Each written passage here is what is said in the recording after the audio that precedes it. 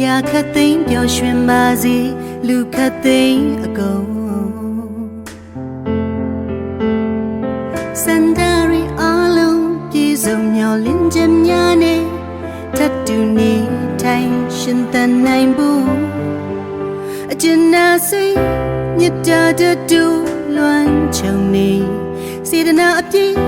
ကူညီပေးမမဲသူတွေနေရာတိုင်းမှာအေးအတူပူအမြပေါ်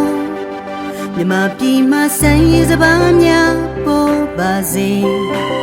မြမပြည်မှာတာယာချမ်းမြေကြပါစေနှလုံးသားလာသူများတိုးတဲ့တိုးပွားကိုစိတ်နှပါရှင်လန်းချမ်းမြေပြေဆုံးဒီမြေဒီရဲ့ငြိမ်းချမ်းစေဖို့မြမပြည်မှာသာသနာတရားစစ်တရား